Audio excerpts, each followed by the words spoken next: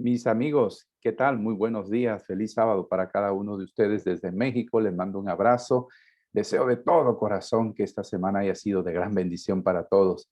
Yo me gocé, me imagino el escenario en cada hogar, en cada familia, cada decisión, que Dios haya prosperado la vida de cada uno de nosotros. Vamos a orar. Voy a invitarles a orar. Señor, Padre poderoso, nos gozamos todas las familias reunidas aquí para agradecerte por este día tan especial, este sábado hermoso que nos inspira a recobrar fuerza y esperanza en tu nombre. Ahora sabemos que de ti viene la esperanza que requiere toda humanidad. Gracias porque en esta semana has dado a las familias, en cada hogar, en cada grupo pequeño, en cada iglesia, esperanza. Este día nos ayuda a recordar que en reposo somos salvos, que no hay nada que pueda hacer el hombre para restaurar lo que se ha perdido. Solo de ti proviene toda verdadera restauración, transformación. Por eso entregamos nuestro corazón a ti y dirígenos con tu Santo Espíritu en el estudio de tu palabra. Lo pedimos en Jesús. Amén. Mis apreciados amigos, durante esta semana hemos hablado de la segunda venida de Jesús, esa promesa que está registrada en San Juan 14 del 1 al 3, que bien declara, vendré otra vez. Ese es el mayor acontecimiento que todos anhelamos. Por eso, mis amigos, durante estos días, no olvidemos que Dios tiene un plan maravilloso para ti. Eso fue lo que recordamos. Y quiero mencionarte que la segunda venida de Jesús ha quedado grabada en tu corazón, en mi corazón, y es el anhelo más grande. Si en algún momento pensamos que este mundo era nuestro hogar, bueno, debo decirte que somos peregrinos, estamos de paso. Este mundo no es nuestro hogar. Dios nos ha puesto aquí como sal y luz de este mundo para ser de bendición para los demás. Y ahora que has recobrado esperanza en esta promesa, compártela con los demás. Tienes que tener el gran anhelo de hacerlo. Quiero decirte también, aquellos que están decidiendo aceptar a Jesús como su Salvador y han bajado a las aguas del bautismo y estarán otros decidiendo en los días siguientes entregar su vida al Señor a través del nuevo nacimiento, nacer de agua y de espíritu. También deseo de corazón que tú te vuelvas en un discípulo, en un misionero que proclame que Jesús viene otra vez. Que ese sea tu anhelo ahora, que otros conozcan de Jesús. Durante esta semana, yo busqué tantas fotos que pudieran ejemplificar o decirnos cómo será ese acontecimiento. Entre tantas hay muchas, pero encontré esta. Sé que no hay manera, no hay pensamiento humano que pueda describir tal acontecimiento, pero esto es lo que alcanzamos a imaginar nosotros los hombres. Pero sí habrá gozo, habrá tanta alegría. También la Biblia describe que los muertos en Cristo resucitarán. La segunda venida trae esperanza a la humanidad. Por eso, si tú, mi amigo, hermano, has sido de aquellos que han perdido seres amados, que han perdido a sus seres queridos, yo quiero decirte que en aquel día los volverás a contemplar para no separarse jamás. Por eso, la segunda venida no solo nos ayuda a recobrar a nuestros seres amados, sino también la transformación total de nuestra condición. Allí, en un abrir y cerrar de ojo, dice el apóstol Pablo, seremos transformados. Mis amigos y hermanos, no podemos perdernos esta gran invitación, esta gran promesa que Dios nos da. Por eso, si tú aún estás allí, y sé que estoy iniciando mi conversación con ustedes a través de la Biblia, pero si tú estás allí, aún indeciso, no demores más. Date prisa, desciende donde estés, dale el lugar que le corresponde a Dios y el Señor hará grandes maravillas para ti. Ten la certeza que hay algo mejor todavía que ofrecerte Dios para este tiempo en la que estás viviendo. Por eso, en esta mañana voy a referirme también a un acontecimiento que precede a la segunda venida de Jesús. Y voy a hablar un poquito acerca de la primera venida de Jesús. La primera venida de Jesús. Mis hermanos, ese acontecimiento está registrado en la Biblia. De hecho, el apóstol Pablo, noten ustedes, en una de sus cartas, él hace referencia a este acontecimiento. Y voy a leer lo que dice aquí. Pero cuando vino el cumplimiento del tiempo, Dios envió a su Hijo, nacido de mujer y nacido bajo la ley. Fíjense qué interesante lo que nos dice el apóstol Pablo. Hay un tiempo estimado, hay un tiempo que Dios tiene señalado. Así lo indicó en la primera venida de Jesús. Nosotros hicimos un repaso breve de la parábola de Mateo 25. Ahí se hace referencia a 10 vírgenes, dijimos, y 5 de ellas insensatas. Fueron indiferentes. El tiempo señalaba que el esposo estaba cerca. Las 10 vírgenes notaron que ese momento ya estaba a las puertas. Ellas debían haberse preparado para tomar su lámpara y su aceite y estar preparado para recibir al esposo que representa a Jesús. Mis amigos, 5 de ellas indiferentes, 5 de ellas ignorando las advertencias, 5 de ellas que habían sido advertidas acerca de la preparación, descuidaron una gran oportunidad. Por eso hago énfasis, mis amigos. Y el apóstol Pablo dice, Dios tiene señalados los tiempos, sabe muy bien cuándo vendrá. Aunque la Biblia registra que nadie sabe el día y la hora en que Jesús vendrá por segunda vez, este acontecimiento nos dice la Biblia, nos da señales de que está cerca, que es inminente. Esto es más cerca de lo que hemos creído. Jesús viene ya por ti y por mí, por tus hijos, por tu familia, para darnos un mundo mejor. Por eso, preparémonos, porque ese es el momento. Y recuerden, hay esperanza en medio del caos. Por eso, pensando un poquito en la primera venida de Jesús, ¿a qué vino Jesús? ¿Qué propósito tuvo la primera venida de Jesús? Busquen conmigo allá con su Biblia. Yo les invito a que usen su Biblia en Lucas 19:10. Lean ustedes, lean. Si se les facilita, si alguien de algunos de nuestros invitados, si ha sido invitado a conectarse y quizás durante esta semana no le gustaría tener una Biblia, sé que alguien le va a proveer. Pídala, pero empiece a leer las escrituras. Dice Lucas 19:10, dice ahí, que el Señor vino a buscar y a salvar lo que se había perdido. Esta búsqueda es incansable, hermanos. Inició desde el jardín del Edén y Dios ha sido persistente en esa búsqueda. Y bueno, ha llegado el momento, dice el apóstol Pablo, donde Jesús iba a tomar la naturaleza humana.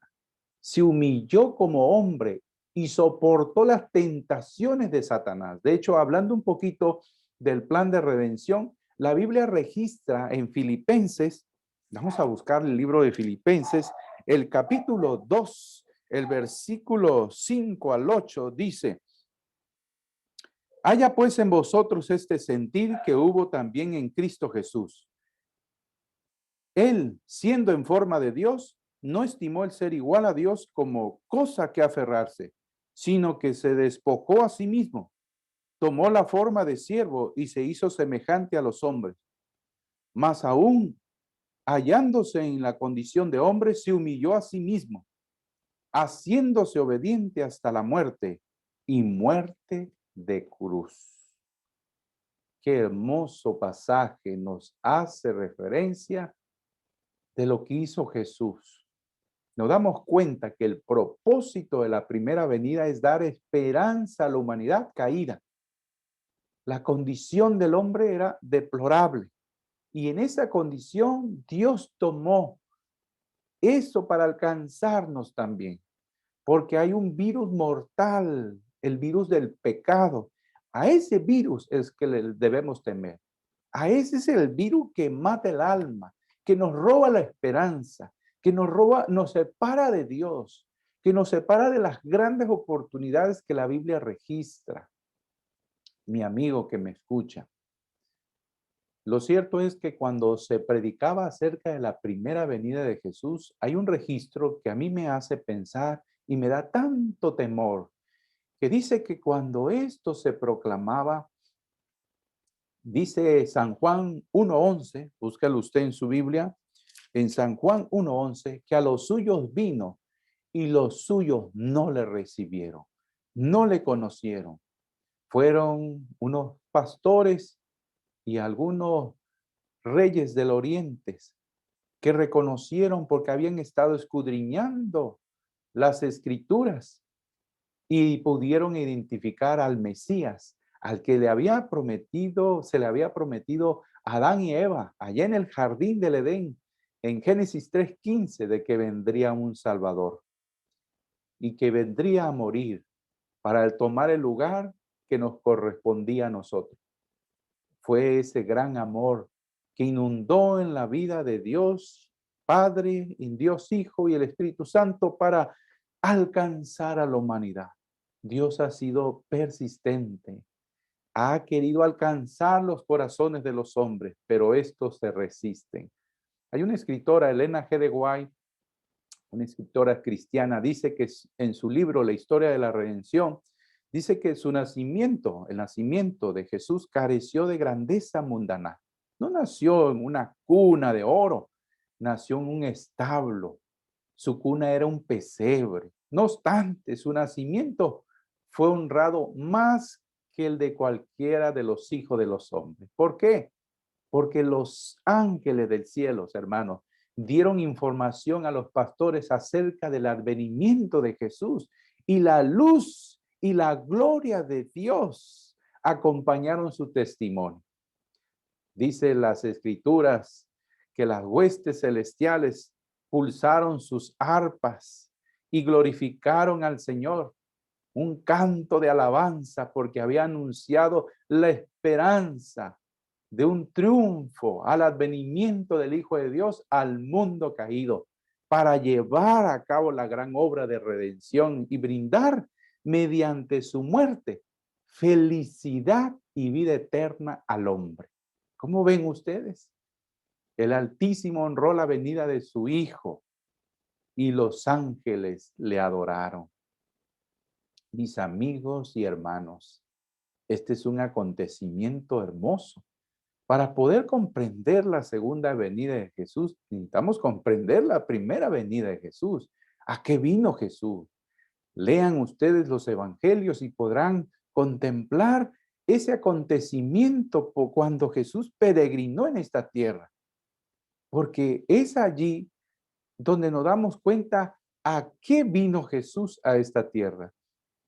Y yo quiero ante ustedes presentarles aquí un pasaje que me llena de tanta esperanza. El Espíritu del Señor, dice el libro de Lucas 4:18, está sobre mí, por cuanto me ha ungido para dar buenas nuevas a los pobres. Me ha enviado a sanar a los quebrantados de corazón, a pregonar libertad a los cautivos y vista a los ciegos, a poner en libertad a los oprimidos. Mis hermanos, es hermoso. Miren lo que dice esto. A eso vino Jesús. Si alguien está esclavo, yo voy a darle libertad. Si está esclavo de las drogas, yo les voy a mostrar lo poderoso que soy. Es mi hijo y voy a restaurarlo y voy a sanarlo y conocerá mi perdón. No hay nada que pueda hacerte sentir vil si tú estás dispuesto a creer en esta primera venida de Jesús. Dios ha venido a esta tierra para dar esperanza en medio del caos, porque Él ha sido enviado, dice. Jesús mismo leyó estas palabras en aquella ocasión cuando abrió las escrituras, para que los hombres pudieran ver que a través de ella encontramos una carta de amor que nos da esperanza, que nos brinda anhelo y seguridad de la vida eterna. Tú y yo tenemos que comprender que durante este proceso de espera de la segunda venida de Jesús, vamos a vivir circunstancias difíciles, vamos a sufrir, vamos a llorar, pero vamos a llorar con esperanza. Vamos a llorar con la certeza y la confianza de que hay alguien que nos sostiene y que aunque aún todavía vivimos situaciones difíciles, Dios nos fortalecerá para sobrellevar cada situación. Por eso hay esperanza en medio del caos. Dios te va a librar de aquellas cosas que pueden darte esperanza. Mis amigos, tú y yo necesitamos valorar y contemplar la primera venida de Jesús. Necesitamos comprender esa parte valiosa de la experiencia de Jesús. Por eso la historia dice que Jesús llamó a 12. Cuando Jesús peregrinó en esta tierra, llamó a 12 para ser sus discípulos. ¿Qué es lo que quería Jesús? Lo que quería Jesús era alcanzar a la humanidad con esta gran noticia. El hombre en su condición caída, al ser restaurado y salvado del pecado, se volvería en un argumento poderoso de lo que es capaz de hacer el evangelio. En la vida del que cree, Dios obra grandemente. Poderes del cielo, ángeles, el Espíritu de Dios actúa y la vida del creyente es transformada. Pero debo decirte que cuando estos 12 discípulos fueron llamados, Jesús los instruyó, los capacitó. A todos los que están decidiendo seguir a Jesús y están bajando las aguas del bautismo, bueno, el Señor les está dando una gran bendición de ser restaurados, de ser transformados y se convertirán en el argumento poderoso de Dios.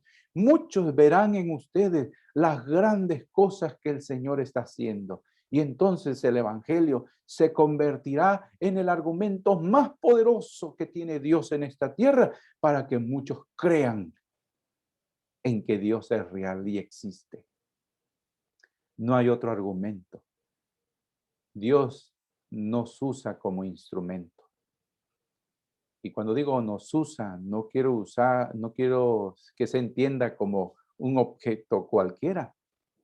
Es nuestro gran privilegio el dejarnos conducir por Dios. Recuerden que Dios ahora gobierna nuestras vidas, nuestros pensamientos, nuestro deseo, y haremos su voluntad. Pero cuando estos 12 que Jesús llamó y estaban por presenciar la escena finales de su propósito de su primera venida, aun cuando estos fueron advertidos que era necesario que Jesús muriera, que Jesús sufriera, ellos vivieron un gran chasco. Ellos creyeron que Jesús iba a venir aquí para establecer su reino. Tenían un poco de confusión, quizás como tú y yo la tenemos. Y algunos nos preguntamos, ¿y por qué Dios no actúa? ¿Y por qué Dios permite que sigamos viviendo así? Y si Dios existe, ¿por qué no actúa pronto ya, siendo que hay niños, mujeres, familias enteras? No entendemos. Detrás de este escenario hay un mal, hay un enemigo que quiere destruir todo lo que ha logrado Dios. De hecho, desde el jardín del Edén, ustedes saben que ese enemigo, a través de una serpiente que hemos estudiado, que es diablo, que es Satanás, hay un conflicto entre el bien y el mal, que nuestros ojos, en lo poco que pueden ver, no podemos ver los espíritus malos que se mueven y están influenciando en las mentes de los gobernantes y de muchas personas. Dios quiere actuar en la vida de todos, gobernantes, maestros, personas encumbradas, en el campesino, en el obrero, en el que transita todos los días mendigando en la calle. Todos somos valorados por Dios. Pero Dios no puede obligar a nadie a amarle, a seguirle. Y hoy en esta mañana hemos sido testigos durante esta semana de lo que Dios es capaz de hacer para aquel que pretende acercarse a Dios, al irse de este lugar, no quedará ya contento. El Espíritu de Dios seguirá trabajando en el corazón de ellos y pronto tendrán que decidir. Estos discípulos, amigos, estaban comprendiendo mal la situación. De hecho, cuando Jesús murió y quedó levantado en la cruz, la Biblia registra una historia, que esa historia la vamos a estudiar hoy. Y esa historia, mis amigos, esta historia se encuentra en el libro de Lucas, capítulo 24. Lucas, capítulo 24. Ahí en Lucas, capítulo 24, ustedes conmigo vamos, ya hemos leído muchas veces esta historia y vamos a referirla brevemente para contemplar un poquito la importancia de la primera venida de Jesús, que nos conecta al momento anhelado de darle esperanza a la humanidad una vez más, Dios, de que vendrá otra vez. Fíjense que la historia registra que iban dos discípulos de camino a Emaús. Iban tristes, dice las escrituras. Las escrituras señalan que iban tristes, cabizbajo, estaban hablando y estaban discutiendo, dice las escrituras en el capítulo 24, versículo 14. Y estaban hablando de todo ese acontecimiento que hace un momento referí de manera breve. Cómo maltrataron a Jesús, cómo lo humillaron, cómo fue golpeado. De él estaban hablando.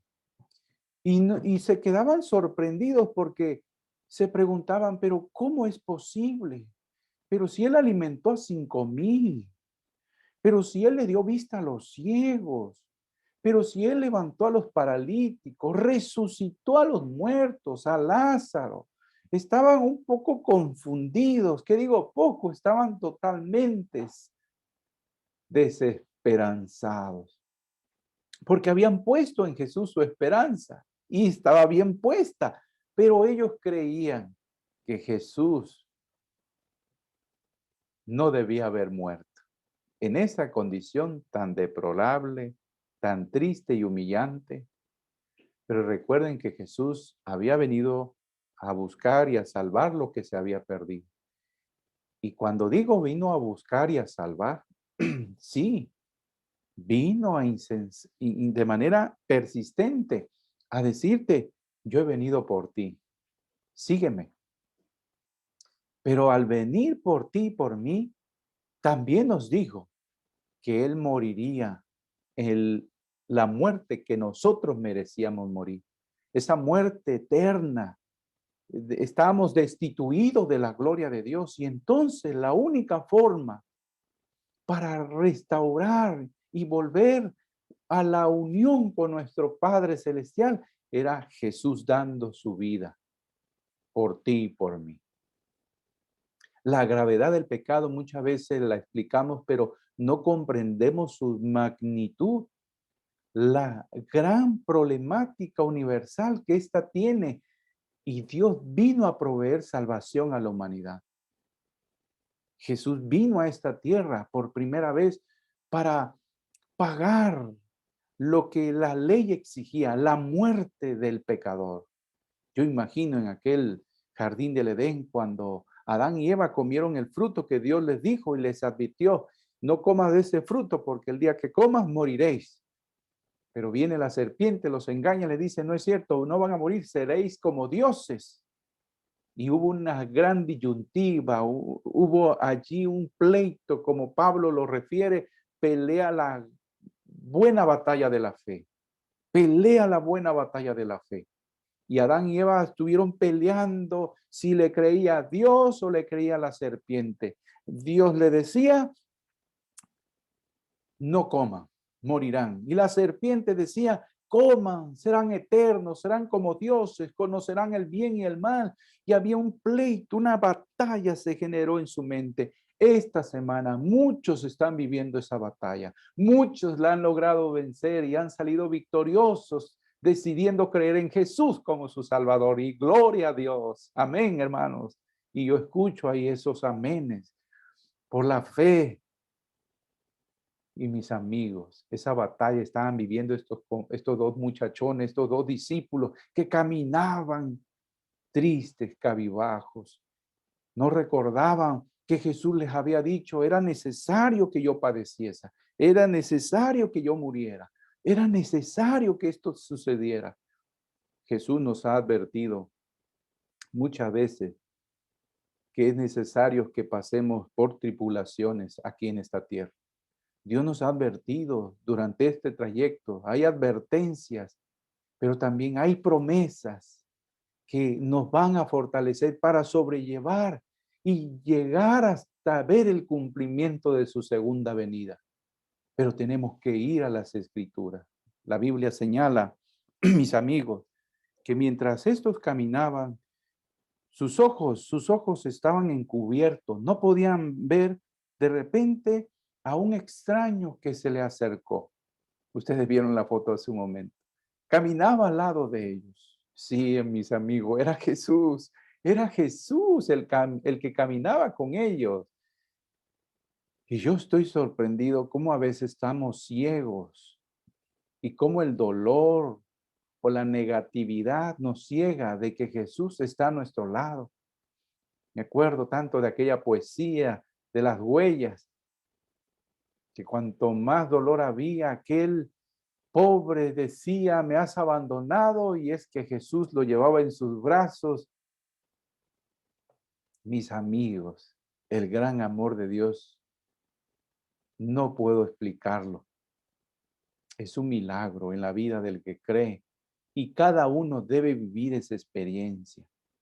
Pero ese gran amor de Dios quiere manifestarse en tu vida, en la vida tuya. Tú que eres un gran personaje, tú que eres una gran persona, tú que estás allí en la condición que estés, aun cuando hayas caído en lo más bajo, el Señor no te juzga, te ama. Y eso es lo que hace Dios. Y eso es un misterio.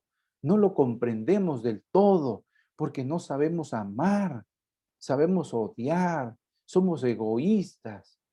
Siempre pensamos de manera egocéntrica. Y Dios quiere despojar de cosas que traemos cargas en la espalda, en nuestras conciencias, que estorban y nos hacen vivir infelices. Tenemos que tomar medicamentos para poder dormir. Tenemos que depender de otras cosas para tener felicidad. Dios quiere que tú abandones todo aquello que no ayuda a tu salud y que lo aceptes como su Salvador. Hazlo, mi amigo, amiga, joven, niño, familia que me escucha. Vale la pena. Vale la pena empezar a caminar con Dios. Dice las escrituras, y yo voy a ir concluyendo, las escrituras señalan que este personaje que se acercó les pregunta, bueno, ¿qué plática tienen entre vosotros? ¿Y por qué estáis tristes? ¿Qué es lo que les agobia? Y esa búsqueda de Dios es incansable. Una vez más, Dios actúa, así como desde el principio preguntaba a Adán y Eva, ¿dónde estás? Y estos se habían escondido. Aquí Dios actúa y le dice a estos dos varones que iban a Emaús, ¿por qué estás triste? Saben, Dios quería darles esperanza, como hoy te quiere darle a ti. Ya no es más que tú puedas estar caminando angustiado, afanado, porque los afanes de esta vida te roban la esperanza, te roban la oportunidad de una relación con Dios, te roban la oportunidad de un encuentro con el Señor. Quizás muchos no se han dado la oportunidad o no tuvieron la oportunidad en esta semana porque están ocupados en muchas cosas y se han perdido la gran oportunidad. Pero el Señor va a seguir siendo insistente para alcanzar el corazón. La historia dice que Jesús le dijo, oh insensato de corazón. ¿Por qué ignoráis lo que dicen las Escrituras? Y dice que Jesús empezó a hablarles, les empezó a leer y a recordar las Escrituras, que era necesario que el Hijo del Hombre padeciese y que al tercer día resucitaría.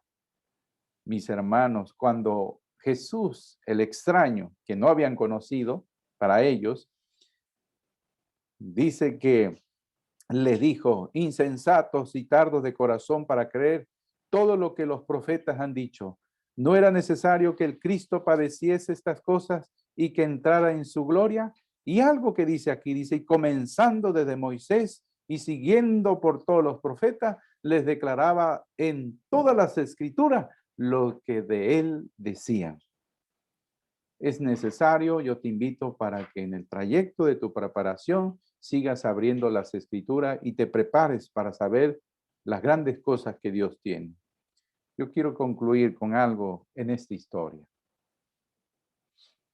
La historia dice que cuando estos iban llegando a su destino final, a la aldea, a donde iban, Jesús hizo como que se iba más de lejos. Pero el relato dice que ellos le obligaron a quedarse. Sucede que cuando Jesús les empezó a hablar de la escritura, experimentaron una sensación de ardor, dice las escrituras, ardía nuestros corazones. Es decir, esa esperanza empezaba a nacer en la desesperanza de ellos. Esa esperanza estaba recobrando ánimo en las vidas de los que estaban llorando. Esa esperanza ahora estaba recobrando fortaleza y ánimo para seguir viviendo, porque si hay algo que pierde todos los días el hombre es el ánimo de vivir, el ánimo de comer, el ánimo de seguir haciendo las cosas y la voluntad de Dios. Perdemos el ánimo con mucha facilidad. Dios quiere brindarte otra vez vida y esperanza para que tu corazón brille, la esperanza que Jesús dice que vendrá por segunda vez. Mis amigos, Jesús se quedó. Y cuando tú invitas a Jesús a quedarse, recobra más sentido tu existencia. Y podrás, cuando tú decides recobrar, cuando tú decides invitar a Jesús a tu vida, a entrar en una comunión plena con Él, lo vas a ir conociendo. Y conocerás las señales que te brindarán quién es Dios. Hay muchos dioses falsos. Hay muchas cosas que hacen pretender creer que son la esperanza de los hombres en esta tierra. No, mis hermanos, no, mis amigos, no nos confundamos. Solo una relación con Dios, que tú invites a quedarse contigo y empieces a tener esa comunión a través de este libro maravilloso, las Escrituras. Reconocerás quién es Dios y te salvará. Y tú lo invocarás y Él te salvará. Esta mañana quiero invitarte, mis amigos, para que recobremos una vez más esperanza en el plan de salvación del Señor. Jesús camina a tu lado hoy. Escúchalo. En medio de tus tristezas, en medio de tu dolor, en medio de lo que tanto tú sueles decir que Dios te ha abandonado, Él va contigo. Él no te ha abandonado. Él quiere que tu corazón arda de esperanza. Recobra ese ánimo que el Señor quiere darte hoy. Jesús viene por segunda vez. Él ya cumplió su primer propósito. Ahora te toca a ti valorar esa oportunidad que Dios nos brinda y prepararte al encuentro de la segunda venida de Jesús. Hay esperanza para ti. ¿Cuántos en esta mañana les gustaría que arda nuestros corazones y nos preparemos al encuentro glorioso con Dios? Si tú ahí en casa o en la iglesia, donde te encuentres en este momento, deseas decirle, Señor, yo no te veo, pero ahora sé por la fe que caminas a mi lado. Si a alguien, mis hermanos, está luchando y está peleando la buena batalla de la fe, decida en el nombre de Jesús que salga victorioso en esa gran lucha y decida decirle a Dios, quédate en casa, quédate aquí en mi oficina, quédate aquí en mi hogar, no te vayas, quédate conmigo, quiero conocerte para recobrar esperanza en medio del caos. Que este sábado muchas familias recobren esperanza en la fe en Jesús. Oremos por las decisiones. Si tú estás ahí decidiendo, mis amigos, yo te voy a invitar ahí en tu casa, colócate de pie, con tu familia, con tus hijos. Hazlo. En el nombre de Jesús, ponte de pie. Es tan solo una muestra de una fe en acción, donde tú le vas a decir a ti mismo, a Dios, a todos los que ven, si te encuentras en iglesia, donde te encuentres, dile al Señor, Señor, me he puesto de pie por la fe que tú caminas a mi lado y que me ayudarás hasta conocerte que tú eres Dios poderoso y que vendrás por segunda vez para darnos ese mundo que tanto anhelamos.